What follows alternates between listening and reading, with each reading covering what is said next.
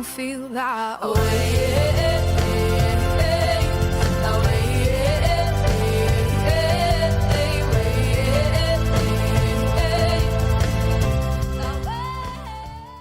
Okay, so we've got just superb guests here that we haven't seen in ages and ages, actually, and we're really, really pleased that they've come back to be with us. This is the original band that was Amy Winehouse's band that helped create her signature sound.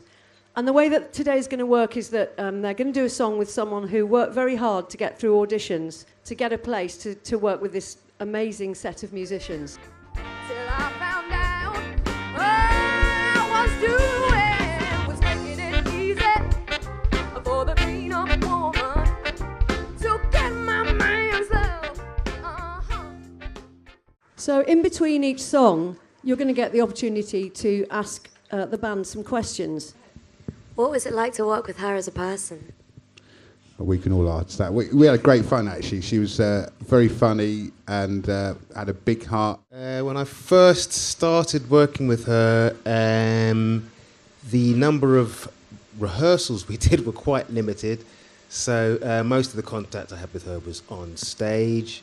And she was quite relaxed about us kind of arranging the music the way we wanted to. She would have her comments when it wasn't like she was expecting or wanting to hear, but otherwise it was great to work with her. My dad got very ill on tour once, and you can kind of see a situation where no one's really knows what to do, take control of the situation. Really, I need to go home. Do you know what I mean? I need to go home, and no one was taking that on board. And it was her personally who would come up. She goes, "What's wrong?" You know, I tell her, and she goes, "Right. Get you in a car, get you home, do what you have to do, come back when you're ready, we'll do it without sax until you're here." Do you know what I mean? Done. You know, management, she'd take control like that, you know, and that's what was, I remember more than anything is like that often when there was any sort of mercury, she'd just go in and make the decision, which was always lovely. For once I can say what my heart used to dream of long before I knew. Oh, someone warm like you could make my dreams come true. Yeah, yeah, yeah. As a band, obviously, when you all came into it as individuals, like, and then you started playing, touring with Amy, right? Or how did you guys kind of deal with it when, obviously, that just sort of stopped and you were no longer touring with her, but you were still a unit as a band, you were still kind of all been through that stuff together? We've kind of known each other and been aware of each other for a long time, even before working with Amy. So I've known, about 25 years we've known each other. You know, there's like a community of musicians that just kind of, associates with each other anyway. We sort of became a bit of a family working with Amy because it was quite a few years that we were associated with her. So it would have been a shame for it to stop instantly.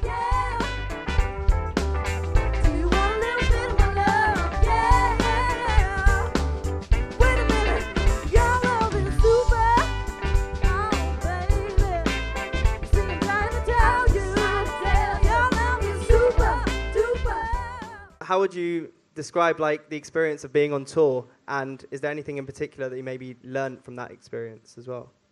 Touring's quite difficult. You have to be quite tough to deal with the mental demands.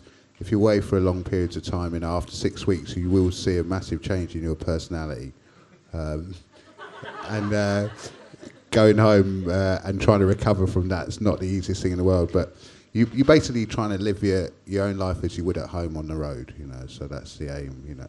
It's very easy to get carried away, but then you've always got to focus on what you're supposed to be doing, which is a gig.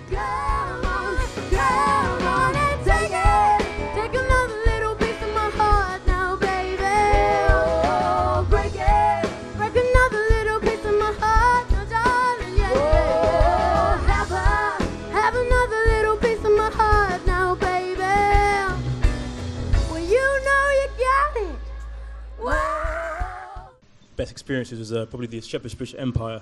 Everything around that time was like 2007, and we did like 2 nights. And I think they recorded both, and that's what the DVD is of that gig. So that, for me, that was definitely one of the best gigs where Amy was on fire. For me, she was amazing from the 3rd gig onwards. When I first started with her, and I'd say for 4 years she was consistently brilliant. You know, so there's so many highlights to pick out from 2003 to the end of 2007. There was a show in, I think it was the one where you couldn't be there in France, where she was just on, you know, so just countless, really. She was amazing.